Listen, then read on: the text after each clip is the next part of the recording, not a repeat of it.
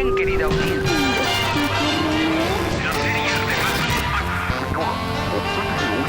Bienvenidos a este su programa preferido. Al aire las canas con Alex Díaz Romo. Hola, soy Alejandro Díaz Romo, este es Al aire las canas. Oigan, estoy muy contento porque hoy vamos a platicar con un gran artista, con un gran arquitecto, con un gran profesor, maestro de la vida, Francisco Medina. Mucho gusto. Maestro, qué gusto. Bienvenidos. Gracias. Oiga, pues queremos conocerlo un poco más. ¿Nos invita a platicar con usted? Como no, pásenle, están en su casa aquí, miren. Oye, qué casa, oiga, esto abierto. es vida. Sí. Gracias por ello, maestro. Gracias. Comenzamos. Soy Francisco Medina, arquitecto, pintor y maestro. Son tres actividades que tengo. Yo nací por el barrio de la Santísima Trinidad, en Miguel Blanco y Pavo, y la calle que abrieron, que se llamaba Langlois, y actualmente es La Paz. Una niñez muy interesante porque dentro de cada templo tenía una tienda de abarrotes importante porque no había súper. Y había en San Antonio, había otros en Mexicalcingo. Y mi papá era el dueño de una tienda grande que se vendían telas, hilos, clavos, cemento, fruta. O sea, era un pequeño súper. Y yo nací en una familia grande de 14 hermanos. Y a mí me parece que es importante comentar esto, porque fue una educación muy especial. Mi papá tenía tercero de primaria, y sin embargo tenía una sabiduría que yo no he visto en otra gente, porque no nos trató igual, nos trató diferente a cada uno. Y no había sentimientos de que porque lo atienden a él y a mí no. Pienso que es un error a la gente diferente tratarla igual. A la gente hay que tratarla diferente porque es diferente. Desde niño a mí me estimularon en el asunto del arte, a otro lo estimularon en las herramientas, a otro de la medicina, y hay dos arquitectos, dos médicos, dos licenciados, un ingeniero, dos dentistas, dos químicos, y fue por el tipo de educación que recibí, que no era parejo, éramos diferentes. Había otra cosa muy importante también, que no se usaba el no. No hagas esto, no vayas, no te vas a caer, sino aprendimos con errores. Me llama la atención, había dos vecindades muy grandes. Me enseñó mucho a ver los ojos de la gente, porque había gente pobre económicamente, pero con felicidad. Y a mí no había gente ahí con recursos económicos que era pobre, con ojos tristes. Cuando uno cuestiona, yo de niño cuestionaba eso, siempre era observador. Y eso me enseñó mucho porque nunca tuve confusión con mi carrera de qué iba a hacer cuando sea grande. Había materiales, había una escuela y yo tomaba papeles y todos los que quisiera, oye, no usas papel, nunca había eso. Inclusive el dinero, nunca nos limitaron en el dinero. Mi mamá era lo opuesto, una gente con mucha sensibilidad, gente de Cuautla, Jalisco. Mi papá es de Ameca, mi mamá de Cuautla, Jalisco, muy sensible. Tiene una personalidad muy serena, que yo lo heredé, la sanidad de mi mamá, y tengo heredado la inteligencia de mi papá. Es una combinación de un matrimonio. Inclusive ahora mis hermanos me ven como familia, como yo soy la familia, porque tengo las dos personalidades de mi papá y de mi mamá. Y eso se me hizo interesante, hasta ahora lo entiendo más.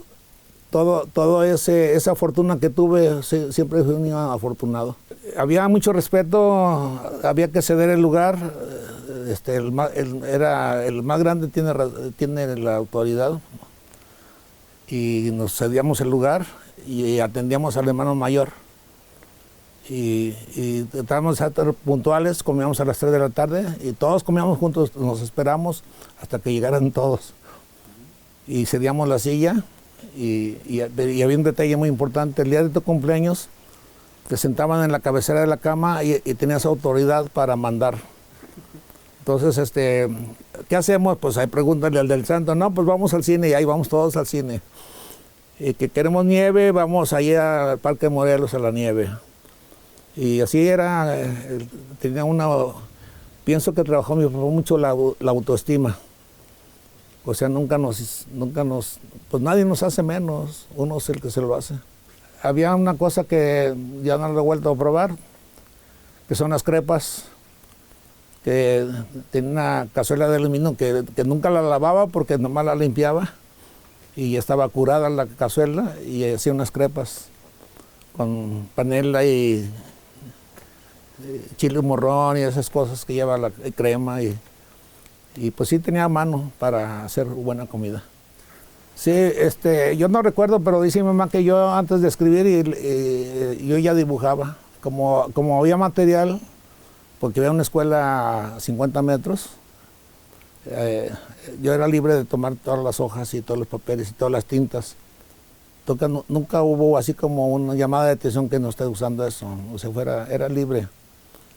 Y luego otra cosa que nos notaba es que los vecinos venían a que les ayudara a dibujar.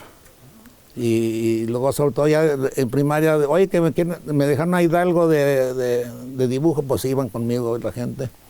Y ahí te nace una sensación de que la gente te requiere y te da mucha autoestima de que sí lo sabes hacer. O sea, que te ponen a hacer hidalgo y a cosas pues que piden en la escuela y era así como conocido en el barrio de que yo sabía dibujar. Oiga, ¿y en qué primaria estudió entonces? Urbana número 7, que ya desapareció porque abrieron la calle de La Paz. Y era Langlois, la calle, la Urbana 7. Y tengo buenos recuerdos de ahí porque también aparte de ser en una escuela eran conocidos de mi papá y de mi mamá. De ahí iban y compraban sus bastimentos y todas esas cosas. Las maestras, pues también me tienen checado mi avance. O sea, no era anónimo, era conocido, pues. Y tengo buenos recuerdos. Siento que casi nadie trabaja la autoestima, porque también puedes creer en que eres sangrón, no puedes creer que eres muy creído, pero no es malo tener autoestima, ni es malo sentirse seguro, siempre y cuando lo respaldes. Porque sentirse seguro por nomás, pero tienes que respaldar que sí lo sabes hacer. Entonces esa educación sí la tengo porque pues mi papá también, hazme esto y hazme aquello y ve esto y ve con aquel. Pero me extraña que con tercero de primaria ya sabía hacer todo eso. O sea, había una carpintería por ahí y eran amigos y yo iba, hazme esto y me lo hacían. Había uno que soldaba, hacía una carreta. Hacíamos las cosas, no las comprábamos. Y además lo aprecias más cuando tú lo haces.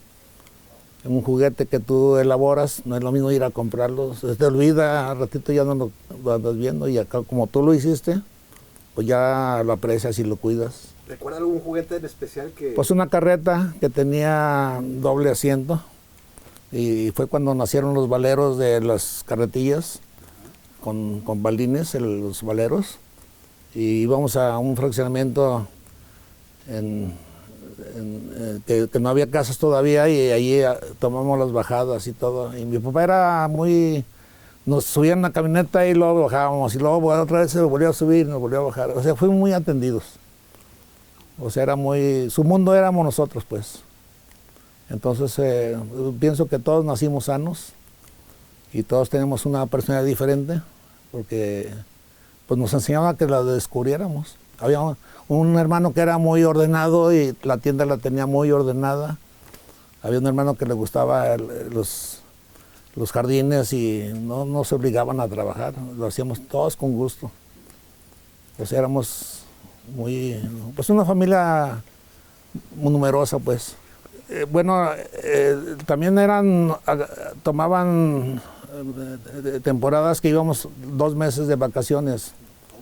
Entonces era convivir con gente de Cuautla, Jalisco, de primos, y vivir el campo y vivir los oídos, los sonidos. Todo tiene recuerdos, o sea, uno se acuerda de a qué sabía la comida, a qué olía, tiene uno memoria.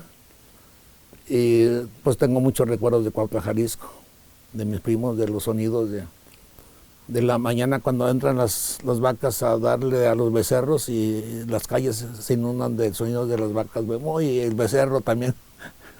O sea, así como, pues es como también me faltaría ser escritor, pero pues no puedo, no tanto.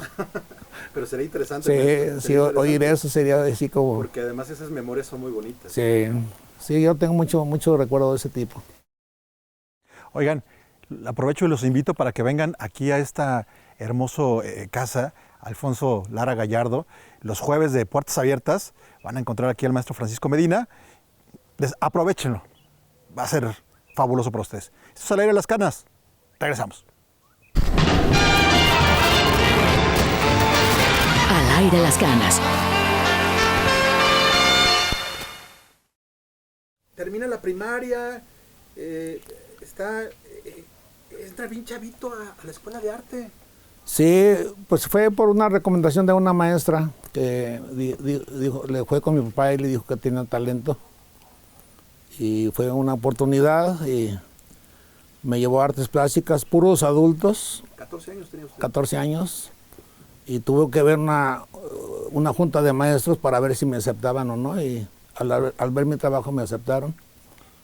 De ahí viene mucho mi personalidad, de gente que no se lleva con nadie, gente seria, gente que se sabe concentrar y muy respetuosos. Estaban en el museo. Otra cosa impresionante es que el museo nos lo dejaban abierto y había objetos para llevarse y nadie se llevaba nada, objetos valiosos. Y es impresionante. ¿Cuál museo, maestro? El museo no es de la ciudad, que está de la Rotonda de los Hombres Ilustres, enseguida. Okay. No lo quiero confundir con el museo de la ciudad que está por el ciego, ¿cómo se llama? Por Morelos o algo así. Y de ahí viene mucho mi personalidad de ser concentrado, de no llevarme, de aprovechar el tiempo. Y fue como madurar rápido. Sé respetar y también cuando no me respetan siento que no me están respetando. O sea, es como una enseñanza. He sido muy afortunado en ese sentido. Siempre he caído en el lugar así como adecuado. Lo que pasa es que la experiencia era en las tardes y yo llegaba llegaba temprano y llegaba al patio y luego llegaban los pájaros, se inundaban los patios de ruido, de sonido de los pájaros. Y luego veía los objetos y estaba ahí como afuera un mundo muy excitado. Sí. Y ahí había mucha calma de convento, o sea, una cama de monasterio ahí. Entonces, siendo joven, se me decía muy... Pues tuve la oportunidad de distinguir esas dos actitudes o actividades. Sí. Pero sí me gustaba. La gente muy respetuosa. Yo tenía dinero y la gente nunca me dejaba pagar, así como muy cuidadosos, muy afortunado. O sea, no puedo explicar otra cosa más que qué fortuna de haber estado ahí. Sí, hay varios. Carlos Estal es un maestro de tipo de que me sirvió mucho porque tira más de arte, más a ilustración de decoración. Carlos Estal. Había otros maestros Navarro, había otro maestro, había un Medina también, un maestro Medina. Y pues, eran muy cordiales los maestros, o sea, entramos a clase de desnudo y lo curioso es que los desnudos éramos nosotros los alumnos, también las alumnas. Este es otro mundo, eso. Es otra cosa, y luego sobre todo se hacía en la iglesia del museo, la capilla del museo, y pues un niño se cuestiona, oye, pues es un lugar sagrado, pero ¿cómo? No es que no tiene nada que ver que estés dibujando modelos, uno se contestaba y se preguntaba, pero fue interesante porque te abre la mente. Claro. Estando ahí y viendo adultos y ver las modelos y ver nosotros mismos, éramos modelos, o sea, sí, cuando está uno niño quiere ser perfecto en los dibujos, pero había un maestro, Jorge Martínez, que fue el fundador, que hacía un desnudo directamente con el canutero, que a veces falla, no son tan fieles en la línea que se interrumpe. tomaba el canutero, el tintero y hacía una sola línea y luego hacía otra línea y hacía otra línea, pero no era un boceto para hacer un desnudo, sino que ese desnudo tenía una calidad de expresión diferente, porque la línea es delgadita y gruesa con el canutero y luego es directa y el defecto se hace una cualidad ahí. El que salió, digamos, una parte del cuerpo un poquito más grande que otra, eso es lo que le da calidad al trabajo artístico. No se ve académico, no se ve sobado, no se ve limpio, así como de academia. Se ve, entiendes que el arte tiene que tener esa libertad. Esa parte humana. Sí. Esa libertad, eso es como se expresa. Es como a las mismas personas. El defecto de una persona pues es una cualidad. Una gente muy deportista, pues está formada tanto de deporte, pero le da su cualidad, le da su personalidad. Pero sí es necesario a veces asumir que sí es un artista. Pero tienes que asumir porque es una responsabilidad de actuar con honestidad. Es muy importante ser honesto con uno mismo. Y no confundirte de hacer un trabajo muy relamido, muy académico, pero no tiene contenido y no se siente. Entonces el artista es una expresión muy personal y tratas de sacarla. Como Remedios Varo, Frida Kahlo, todas ellas se exponen a que se vean hasta sus defectos. Y es cuando se empieza a hacer arte, cuando ya empiezas a hablar como quien eres.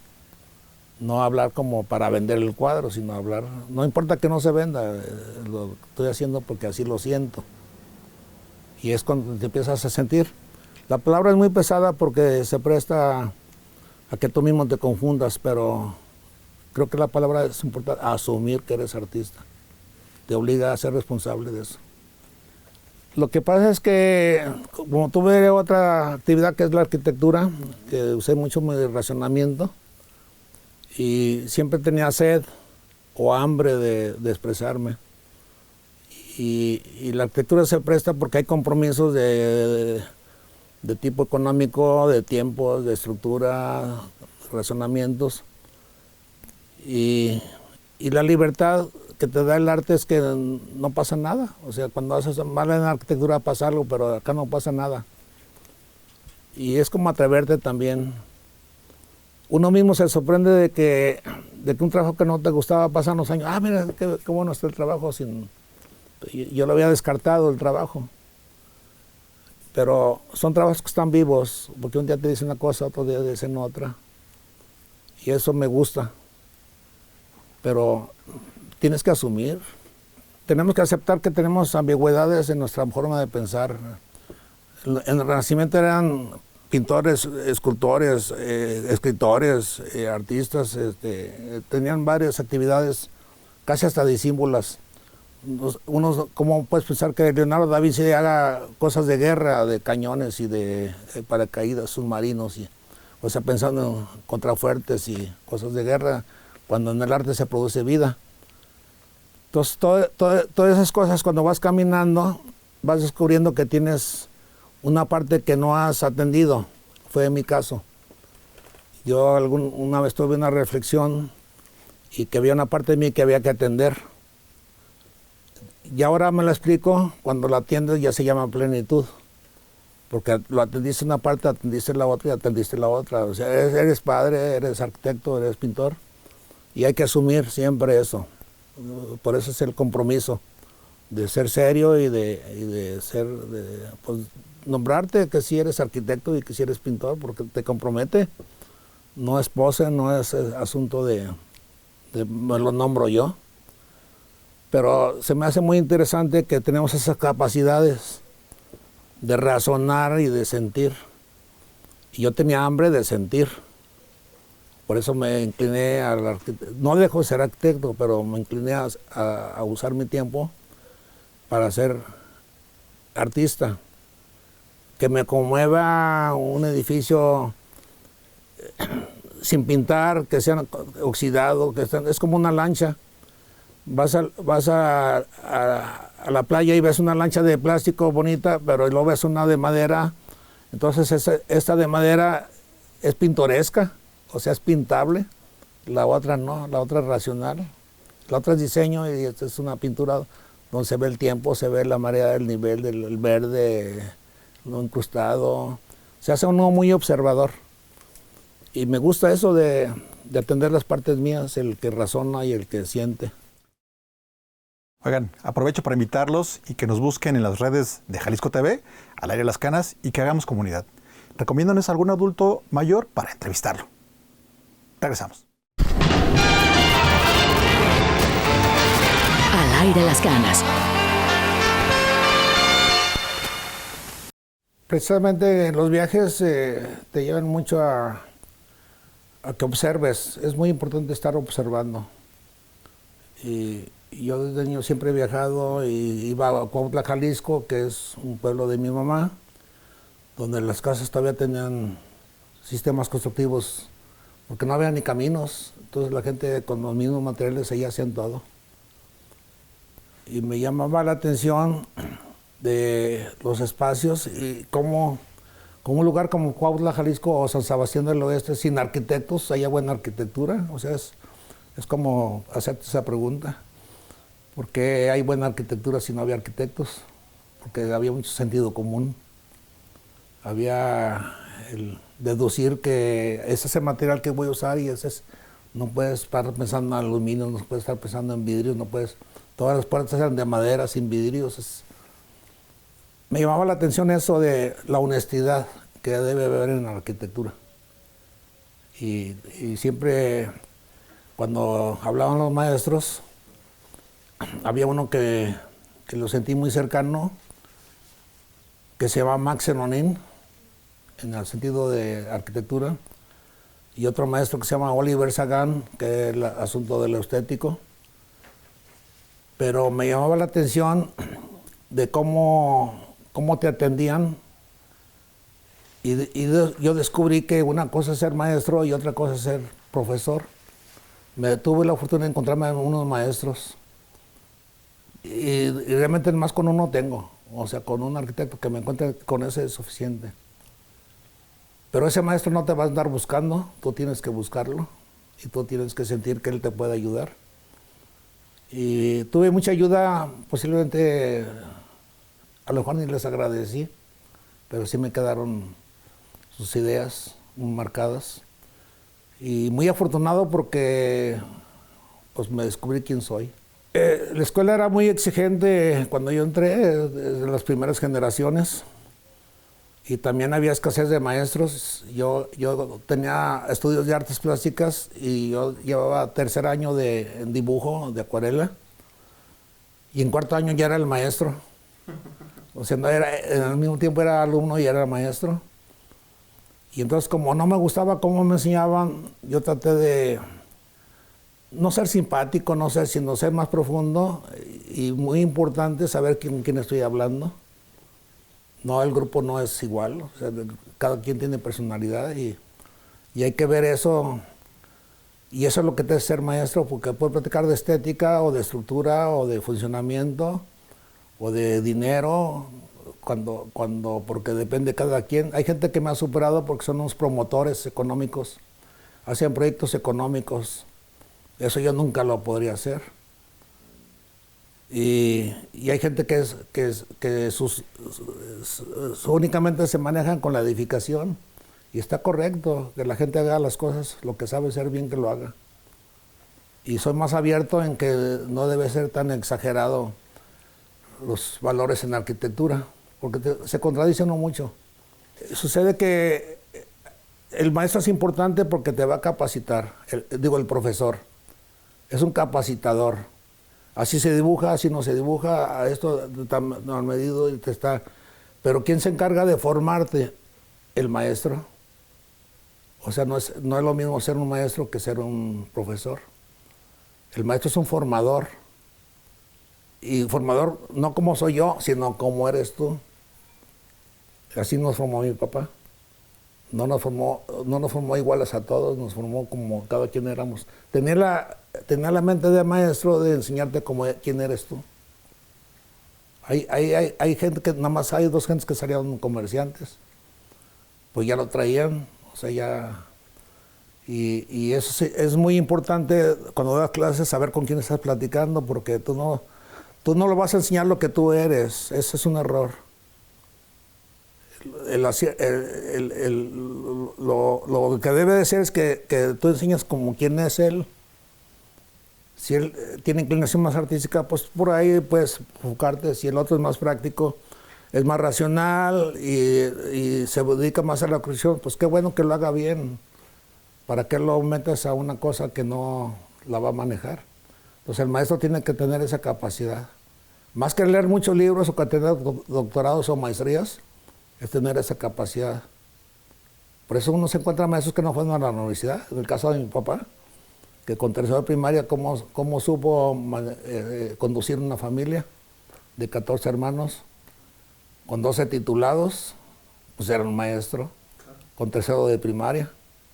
Entonces descubrir eso en uno, pues es muy valioso porque ya te abstienes de estar alegando, de estar discutiendo, porque entiendes que aquellos están formados de esa manera. Entonces buscas gente que esté formada como tú eres para avanzar. Entonces el discípulo ya no es alumno, el discípulo tiene que andar buscando al maestro.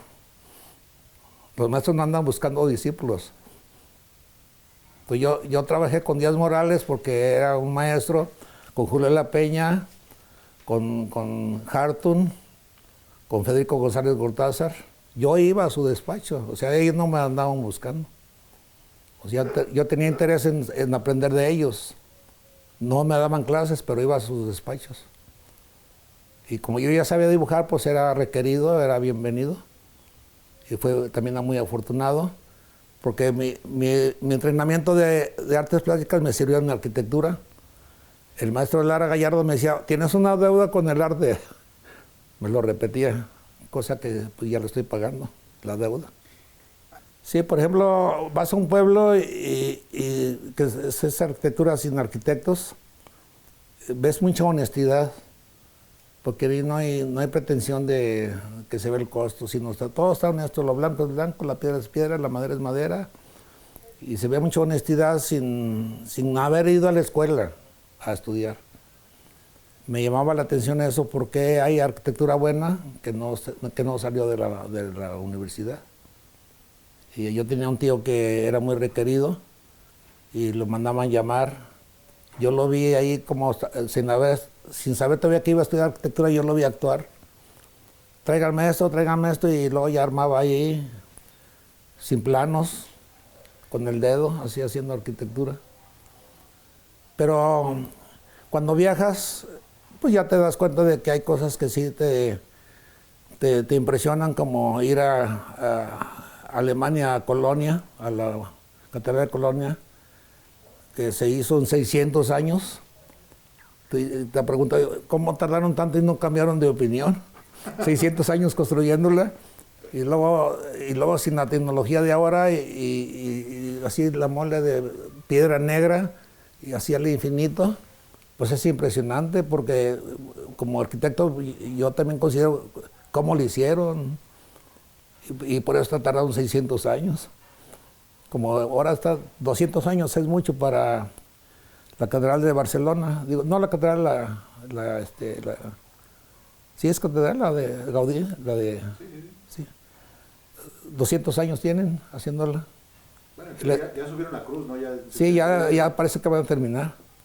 El expiatorio duran como 80 años.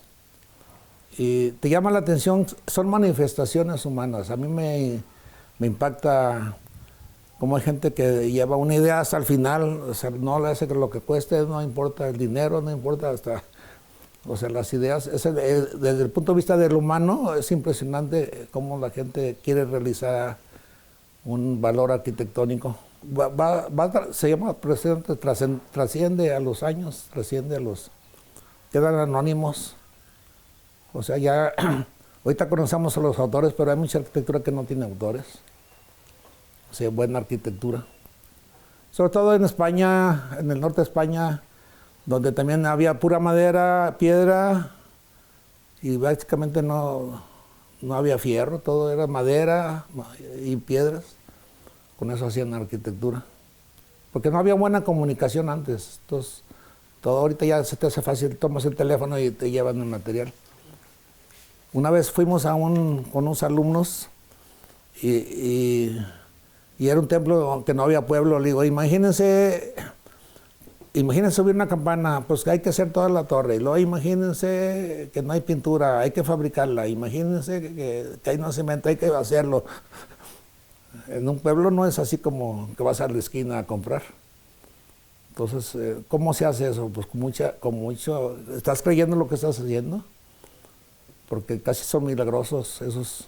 Se llama Yanhuitlán, es por rumbo de Oaxaca.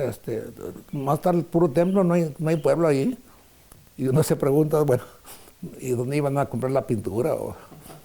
Yo supongo que llevaban una campana y de acá que armaban para subirla, pues duraron 3, 4 años en la siembra para subir una campana. A veces es el tiempo, la gente no lo visualiza.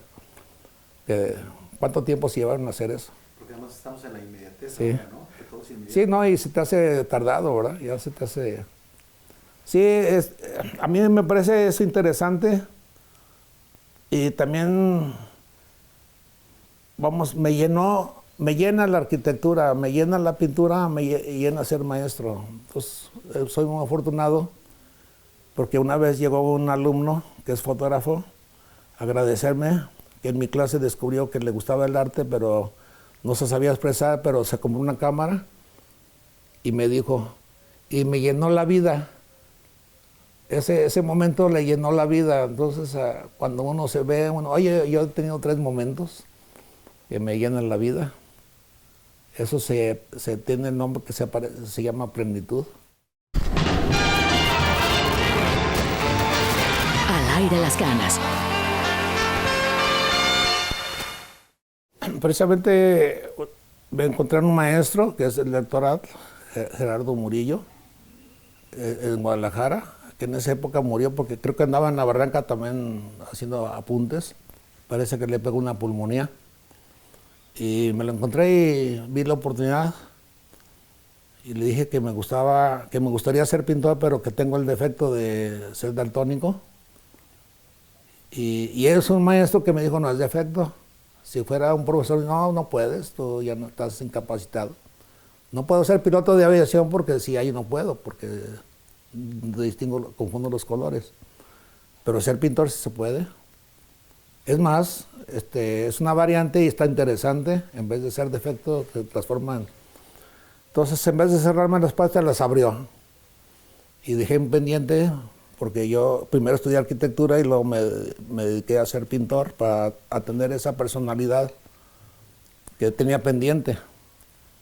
Y esa manera de ser, me siento vital, y por la edad, con ganas de trabajar, con ganas de emprender, con ganas de equivocarme, con ganas de ver, o sea, me mantiene vital, de viajar, de entender, y también estoy consciente de muchos compañeros se han ido, y eso también me refuerza que el tiempo se está terminando y yo tengo que apurarme para desarrollar más mis capacidades, eso es todo. Yo pienso que es asunto de disciplina, no puede uno amanecer a tanto así loca, sino darle tiempo. Siempre doy un tiempo a la meditación. Y en la meditación he encontrado muchas respuestas, sin andarlas buscando de repente. Así es, de claro. Entonces, es una actitud de estar meditando porque siempre encuentro respuestas. Muchas veces me las pregunto, no me las contesto, pero ahí meditando, así debe ser. Ahí he encontrado gente también de mi edad que también he visto contrastes de gente que se fue sin ninguna justificación. Misteriosamente no saben por qué sucede, pero también me hace responsable de si tengo esa capacidad, pues seguirla usando. Ya tengo un hijo de 54 años, entonces ya tengo un nieto de 19 y están en lo que deben de estar. Tengo un hijo que es diseñador industrial, descubrió su profesión, pero la quiere su profesión. Yo pienso que es ahí donde está el acierto. hay tantas cosas que hacer que pues busca una que te guste mucho, para que no te pase ni el tiempo ni la edad. Mira, te voy a decir una situación que hubo cuando hace 37 años di clase en décimo. Y había un alumno que tenía un hijo recién nacido y fue con su señora a mi casa a ver si reconsideraba la nota. Y le dije, mira, a mí me estaría muy contento si pasaras, pero si te paso vas a perjudicarte porque no estás listo ni preparado para recibirte. Entonces, bueno, dígame, ¿por qué no pasé? Le digo, porque no tienes pasión. El trabajo de compromiso y es un trabajo, un diseño, pues tienes que estar convencido para que me convenzas, pero no estás convencido tú mismo. Pues que no habrá algo que te convenza o que te apasione. Y fue una reflexión sin intención de nada más que de aclarar. Se fue a Tijuana, tengo un cuñado que es licenciado, estuvo de ayudante de licenciado, estudió toda la carrera de licenciado y tiene un despacho donde compra terrenos, lo legaliza, lo limpia y luego él mismo construye una casita para vender terrenos. Encontró su voz. Él es un licenciado que estudió arquitectura. En vez de ser un defecto, es una cualidad. No tiene que contratar a un arquitecto, él tiene conocimientos de arquitectura. Entonces, sin querer, él lo hizo, yo no lo hice, yo di un camino, pues busca la pasión y le gustó ser licenciado, recibido, y le ha ido bien económicamente, y vino a agradecerme el reprobado. Así eso sucede con los discípulos, con los maestros y discípulos. Hubo una exposición hace 2 años en el Musa, que fue muy visitada, fueron 34,000 visitantes, y fue una muestra de lo que se hace. Algo había de figura, algo de abstracto y algo del colorido, y algo sin color. Y hubo muchos comentarios, y todavía cuando sabían que no distinguía bien los colores, pero sí lo sentía, o sea, el color no ocupas saber, pero sí se siente el color, se sienten fríos o cálidos o tiernos o cualquier palabra que puedas inventar. Y para mí fue llegué a un nivel donde ya me sentí como satisfecho de, bueno, logré esto y ya puedo hacer nada. Pero te comprometo a seguir haciendo, pero ahí descubrí, mira, eso es bien interesante. Cuando se inauguró la exposición, sentí la presencia de mi papá, porque él ya había fallecido, pero donde se exhibió se veía el edificio de enfrente, que fue mi diseño de arquitecto, la rectoría. Estaban mis alumnos y estaban mis alumnos.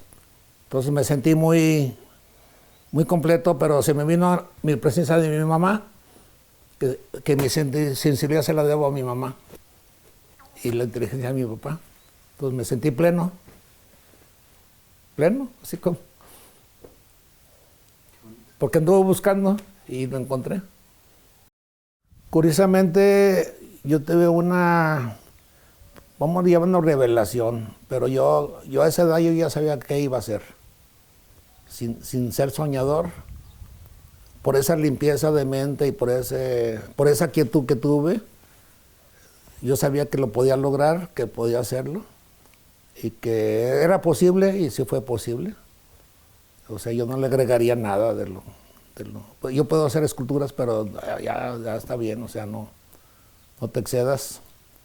Es como fumar mucho, pues no te excedas. Entonces estoy satisfecho, estoy tranquilo. También por eso puedo compartir. Cuando uno tiene amargura, pues una gente amarga, es que adentro de ti tienes un ser que se pudrió y te amargó. No, yo traté de estar sano siempre y de vivir con congruencia, pensar y hacerlo como pienso y así vivo. Y no sé, como que no tengo edad, pues. Yo sé que de canas fui prematuro, yo a los 25 ya tenía canas toda la cabeza, por mi mamá, por por la familia de mi mamá. Pero no sé, no estoy amargado. O sea, y hay mucho que hacer todavía. Mira, si me hubiera dedicado a una sola cosa, la llevaría más lejos, pero esa nunca fue mi intención. Mi intención era vivirlo. Y yo no tengo idea si lo que logré está bien o está mal, pero eso también muchas veces lo dice el tiempo. Pero si no lo logré artísticamente, no importa, para mí no, yo lo viví. Aquí lo importante es que lo viviste. Y si me dedico a trascender, pues ando buscando exposiciones en México y aquí, no me interesa, no es mi idea.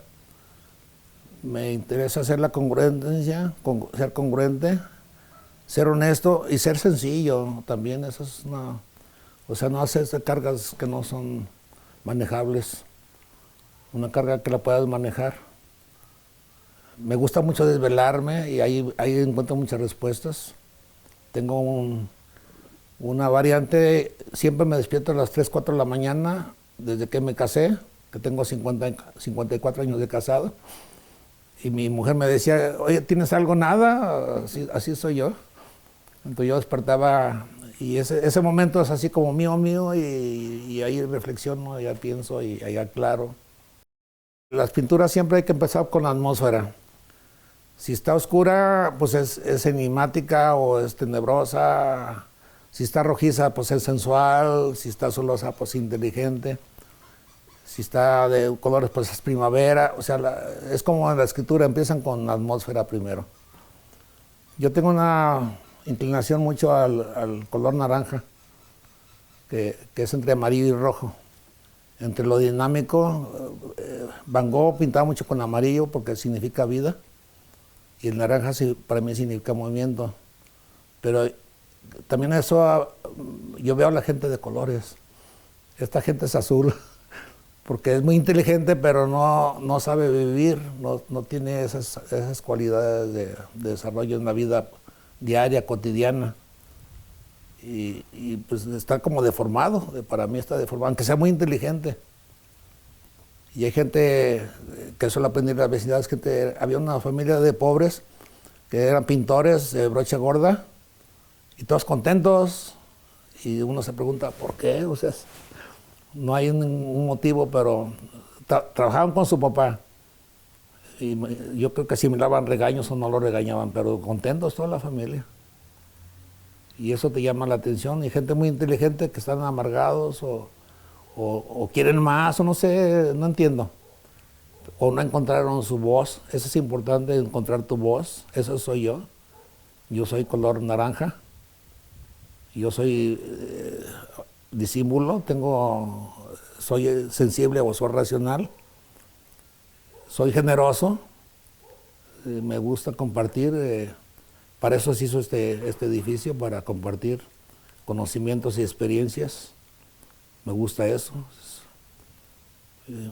Y yo sé que todos van a aceptar cuando me vaya, está bien, o sea, toda mi familia ya está lista para si me voy, nomás un día de tristeza y ya. Pero porque hice lo que quise y no hay motivo de estar triste. Gracias. Y están invitados a este lugar también. No, vamos a venir, claro. Cuando quieren venir, los jueves se llama Casa Abierta. Entonces pueden venir jueves y sin cita ni nada, y llegan y se sientan y se van, o sea, ni siquiera los vamos a atender, ni siquiera les vamos a decir qué están haciendo. Entran así como una escuela. Entran y se sientan y se van, o quieren escribir, aquí les presto el lugar para escribir. El día que quieran estar con ustedes mismos, aquí se puede. Espero que hayan disfrutado este regalo de vida, tanto como yo, la charla con el maestro, arquitecto, artista, Francisco Medina. De verdad, un privilegio. Nos encontramos el próximo sábado en punto de las 6 de la tarde. Soy Alejandro Díaz Romo y esto es Al Aire las Canas. Reciban un abrazo. Vida audiencia.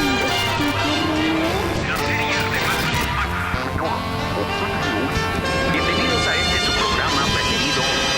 Al aire las canas con Alex Díaz Romo.